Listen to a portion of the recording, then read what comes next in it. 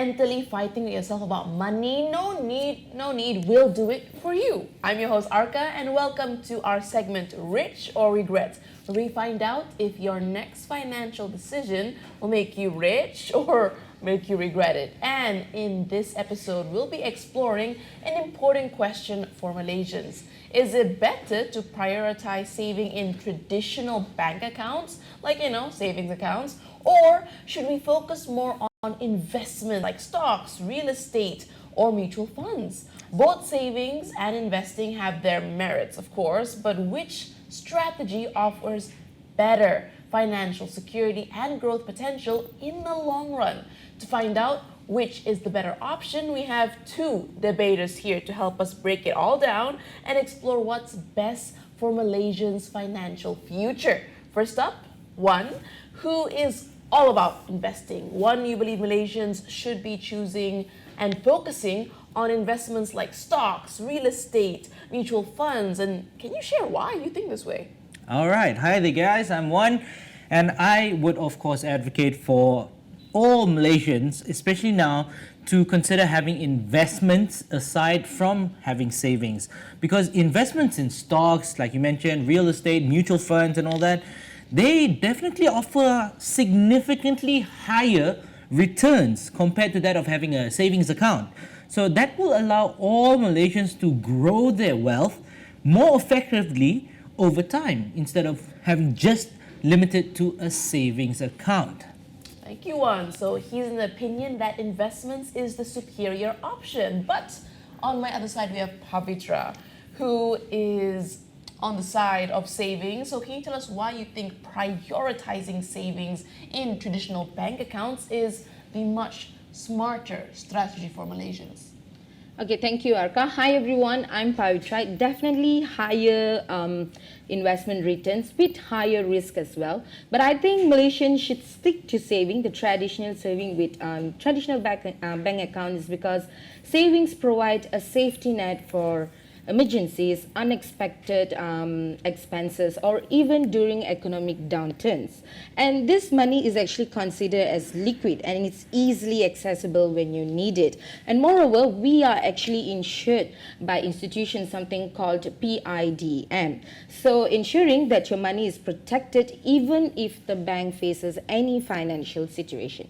I see. Well, thank you for that, Pavi. And with that, let the debate begin and may the best debate win. Now, my first question will be, which strategy provides greater long-term financial security for Malaysians? Saving in traditional bank accounts or investing in assets like stocks, real estate, or mutual funds? Let's start off with one.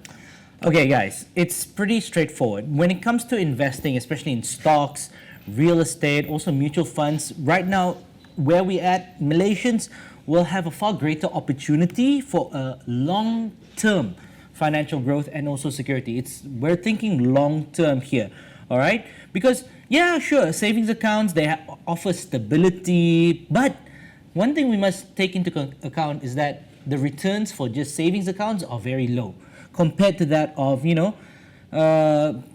investments. Because right now, it's often we see that even if you start saving in your savings account, you can't keep up with inflation. And inflation is the one thing that gets us down. We save as much as we can, but it's not enough. It's not going to be enough at the end of the day, You want to get more higher returns, you have to start investing, okay? Because not only will it protect you from inflation, but it will grow over time, okay? And that is crucial for Malaysians to build substantial wealth for the future. Other than that, it's like investments also allow you to benefit from compounding returns.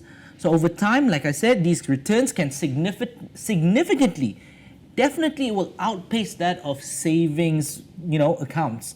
And the rewards, of course, it's enough said, it outweighs that of just the normal savings account lah.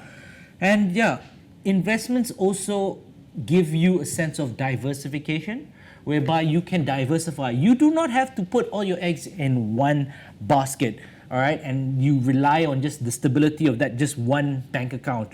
You can diversify, you can put your investments in different markets, you can put in stocks, you can put in housing, property, you can put it in anything you want, whatever you choose, and it will grow depending on what you know. It also reduces the risk of losing everything in one go, and also increases the chances of sustained growth. And yeah, that's why investing much better in the long term for long-term sustainability and growth of wealth, in my opinion. Oh, well, it's quite interesting. You mentioned losing everything in one go. Is that possible in a savings account, Bobby? No, no. Actually, now we have so many investment options in Malaysia, and we even come across every day like how people get scammed and all that stuff. But obviously, there are ways to invest. Okay, but when it comes to traditional banks like this, they offer us stability. Obviously, the return is very little, but there's stability and peace of mind that our funds are secured properly by the PIDM. Now, a part of that, this security is actually very invaluable in a country if there is any economic uncertainty can strike, like the global pandemic. Okay, when it comes to situations like this, we don't have to worry about the market fickleness or how are we going to make the most out of it. So you're saying you feel like savings is consistent? It's consistent, yes, it's going to be very little, but it's there. Okay, and we are insured. So obviously this provides a long-term financial security. So you feel it's the more reliable Yes, option. more reliable, correct. All right, interesting. But with that... It's like a safe option.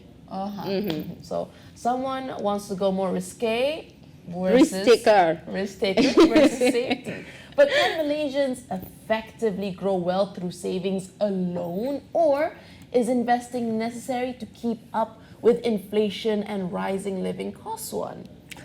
Yes, because while savings are valuable in terms of short-term financial security, investing is necessary for Malaysians who want to grow their wealth effectively and, of course, like I said earlier, keep up with inflation and the rising cost of living. Because every single year we see everywhere we go, everything, all the prices are going up.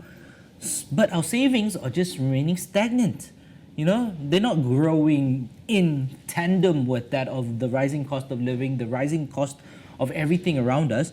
So in today's economic environment, especially today, traditional savings account, they often provide returns that are lower than that of the inflation rate, which doesn't help us in the long run. So it means while your savings may grow, but the purchasing power of those savings declines over time. All right? I can give you so many examples. You save 5,000 ringgit today in a normal savings account. By next year, maybe you'll have maybe 6,000, 7,000. But when you invest some in stocks or anything like that, that can grow at least 2-3 folds. But is the returns guaranteed? The returns, if you are clever enough, or if you can monitor your investment good enough, some investments allow guaranteed success rate. But there is a if. There are, of course, there are going to be stocks that you won't Stock have. crashes, market crashes. There's going to be stock market crashes, yes, that's true. But then there are also other stocks that remain resilient over time. Yeah. Gold, for example, you put your money in gold over time, that money will grow and grow and grow. You know, there is a very, very no likelihood of gold ever crashing. You know, compared to that, if you put your money in like currency, for example, for foreign exchange, yes, there's going to be times where we've seen the ringgit go all the way up, you know, in the past few months, and then now it's stabilizing, going back down. So that's a bit, you know, a seesaw, you know, where you go up and down, but the smart money will go towards investing in something that you know will have better returns in the future and stability. So you can choose, like I said, diversification. You are not forced to put all your money in one basket, and you're not forced to put all your money into something that, oh no, you know that it's not going to work. But at the end of the day, you can find something, an investment, a truly good investment whereby you can just stick with it and you know over time it will grow. Property, for example. You invest in property, that will never go down. Property market will always go up in at least 90% of all cases. So that is another way of investing, securing yourself long-term sustainability for the future. All right? Bobby, any rebuttals for that? You seem to be already cutting him through there. Okay, so for me, I think investment is a secondary option these days. Nothing comes like having a proper saving account. You can have it today and you can lose everything tomorrow. That's how I see investments like, because many years back everyone was investing in this broker called FX broker. I was one of it. Everyone was doing good and then boom, something happened. Everyone lost their money, including myself and my family and all that. So like what one said, yes, there are like good options available, but what I'm trying to emphasize here is the Trustworthy. the trustworthy, the security. And just now you asked us if we can have enough saving by how to say, by savings alone. Yes, but one with definitely with discipline and clear financial plan. And also for example, like fixed deposit, it usually offers like a higher interest rates that actually allows us to grow our wealth steadily. And then by contributing to fixed deposits or even our saving accounts with 5% or 6% interest, definitely we can have savings. Oh, so you're saying there's more than one way to save in a bank, because Yes. one was saying it's just one way. No, it can be our saving accounts, and there is also something called FD. Yeah, and what gives me the satisfaction here is it's going to be a small return, but then I'm secured and it's accessible anytime, unlike investment. Again, risk versus stability. Yes. But does saving money in a bank offer more financial stability during economic downturns, or do the investments have the potential to outperform in the long run despite the risks? Bobby. Okay, so now during economic downturn, the main thing that we should have is the financial stability. Like I said, savings are liquid, so it is accessible to us during any unexpected expenses or emergency. Unlike investment, it is profitable but also subject to market fluctuations. Okay, we don't have to face that when we have our saving account. And once again, like I told you, we are insured by PIDM. So this means even if the economy takes a downturn, our money is still secured. And also, investments can lose a significant value if there is any market fickleness, and stock markets often drop during economic downturns, okay? And real estate can even take years to recover from crashes like this. One of a good example is during our pandemic. You get what I mean? Yeah. So, and also there is no need to worry about monitoring performance or even reacting to these market trends. Bobby keeps referencing the pandemic and how everything went down, investments all failed, it's L's everywhere. Can you give us an example where investing actually shown in moments of, market crashes and pandemics and such? I'll do you one better. Sometimes you gotta think long term, future, all right? You don't just put your money investments to take it out the next year or the following year. You put your money in for an investment to maintain in the long run, okay? So yes, I admit that savings account, they offer stability in the short term. But then when it comes to investments, the potential can significantly outperform that in the long run, okay? Especially during economic downturns. We have let's take the aircraft or the airline industry during the pandemic. Of course, everything went down. Everything was horrible, all right? If you invested in AirAsia or Mars or, in any aviation group during that time, if you had stocks there, of course, things would not go well. That means don't take your stocks out now.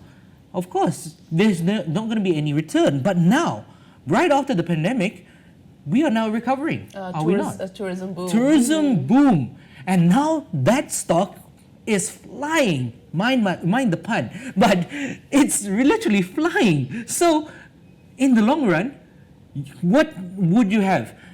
Something that you've already invested in the long run, and now the potential return is even higher than that of before you invested. So it is not for everyone. I'm not saying it is for everyone, but the thing is, you have to be the kind of person who has the long-term mindset. If it's a short term, you want to save up for next year's holiday or for the following 2 years trip to go overseas or something, yeah, sure, put it in your savings account, put it in your fixed deposits. But we're talking about saving for the future. Investments whereby you stay invested, especially during the downturns and you can take advantage of that, income or the natural recovery cycles from these markets and have a substantially higher return once the economy recovers. Because you don't see that in savings account. You don't see that whereby, even after the economy recovers, it's still the same amount than that. Okay, so yeah, stability, fantastic, but there's still no earnings. Like, you don't get higher earnings from that. For example, I'll give you another example. During the pandemic, of course, one of the biggest market advances was rubber gloves. Oh, yes. People were, whoever invested in rubber gloves or medical supplies before the pandemic, their returns shot up like crazy during the pandemic. Gloves, masks, everything like that. Anyone who invested in medical supplies during that time, they came out of the pandemic with a lot of spare change to spare. So it also depends on your opportunity. You have to have also an opportunist mindset, all right? You need to be able to tell during what cycle of economy should you invest and should you take out your returns, which is the most important thing, all right? Because, yeah, it's not for everyone, like you said. But for Malaysians, it is the better option, worthwhile option. Who wouldn't want to invest knowing that they'll get potentially better returns than that of just saving in your savings account? A very glass half full answer from one, but can everyone afford to be an opportunist in Malaysia, especially those with lower income? So which approach is more practical? Focusing on building a savings buffer or venturing into low-risk investments? Let's start off with Pavi. Okay, so the most practical approach for lower income is definitely focusing on building saving. I think that is the most practical, and also the priority of establishing a safety net first. Okay, because a foundation first. Okay, the basic. And like I said, these accounts, they offer liquidity and immediate access to our funds. So anyone with lower income can tackle the urgent financial needs, not to having to worry about selling investments at a loss or waiting for market to recover. This is just for lower income category. I think they should prioritize saving account first and then maybe think about investment, because investment money usually is something that you're okay to lose. But you're saying people with lower income don't have that money available, so they should stick to savings. Yes, for the beginning, yes, they should stick to saving. And if you think that you have enough money and you want to multiply it, then you can consider investment. But everyone's first choice should be savings. Savings, yes. I see one. I disagree. I disagree. Completely disagree. Because if you want to remove yourself from that low income bracket, you need to start thinking outside the box, and you need to grow your capital, your worth, by investments. All right? I understand, but investment usually gives higher returns, but it is risky. If you only have this amount of money and you want to put it all to multiply, thinking that it's like a gambling world, that, by luck I can get more, what if they lose it? That's where you don't have face to play that smart. in saving account. It's not only no. Okay, you always think about stock investments. Oh, you got to go big money. No. There is also options for lower risk investments for that of those who are not capable. Really? All right. Yes. I always thought with investments, like, you have to go big to get big returns. No, there are options where you can start small and grow over time, even now as we speak. Because those who want to venture into this investment scene or portfolio, they can go into low risk investments, and it can be practical in the long run. Okay, because for lower income Malaysians to grow their wealth over time, there are low risk investments such as government bonds. We've got diversified mutual funds. It offers higher returns, but also minimizes the risk compared to that of traditional stock market. So there are options. You're saying they can tailor it to everyone's needs? Yes, there are options for those who are in the high income bracket, the middle income bracket, and also the lower income bracket. So these low risk investments, additionally, they are accessible to all individuals. And also, we have these robo-advisors nowadays, online investment platforms. We have the tools necessary to make these investments. Just recently, Touch and Go We have Touch and Go in our phones. Every single one of us is familiar with Touch and Go. They just launched an investment platform. Now you can just upload or credit yourself a few extra ringgit in your Touch and Go, and you can start investing with Touch and Go. And that's as simple as it is. You don't need to go thousands ringgit, 10,000s of ringgit just to do or start an investment portfolio. It can be as small as 10 ringgit. Maybe you'll earn like 1 ringgit to 2 ringgit in a month, but then once you get used to it, then you increase your portfolio from 10 ringgit to maybe 100 ringgit investment during that month, and maybe you'll get higher returns. And that's how it starts. We start off slow, small amounts. Then as soon as we get the hang of it, we get the knowledge, we get the investment returns, then we increase our portfolio steadily.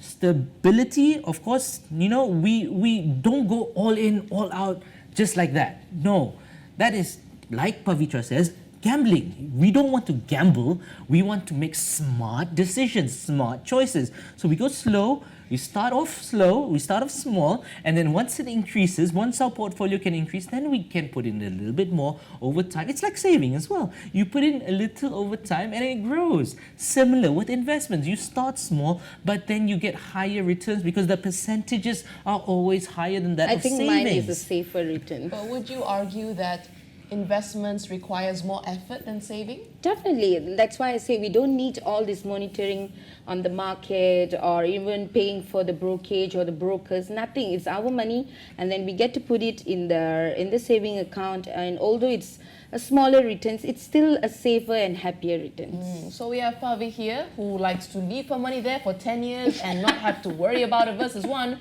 who wants to meticulously monitor and make sure he gets the massive gain. So it seems both debaters here have a fair point, but it's really up to you to decide who actually won. So let's have a short recap. We have one who believes that investing is better at snowballing your wealth, and he feels that investing in stocks, real estate, or mutual funds offers Malaysians much better chances for long-term financial growth and security. And he feels investing is essential for Malaysians looking to effectively grow their wealth and keep up with inflation. And like he said, it doesn't have to be big numbers. You can start off with 10 ringgit.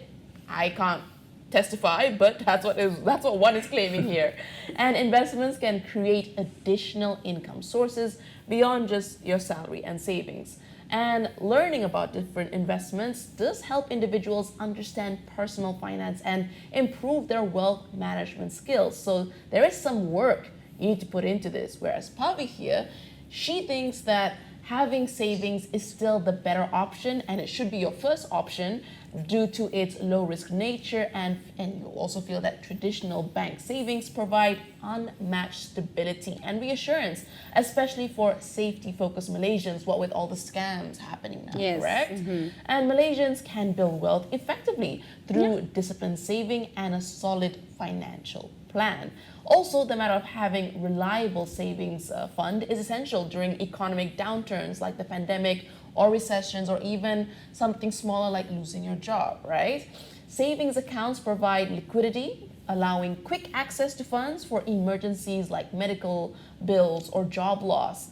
And it seems that both sides have presented really strong arguments. I'm just sitting like, do I want to make money, quick, or do I want something stable? Like, I'm stuck here. But it's really up to you, the audience, to decide who won this debate. Was it one here or was it Pavi? Drop a comment below and let us know who you think made a better case. Be sure to follow us at KleverStock.my on our social media channels, and don't forget to visit www.KleverStock.live to catch our live sessions from Monday to Friday, where we cover everything finance. Bye-bye. KleverStock, the ultimate financial insight for everyone.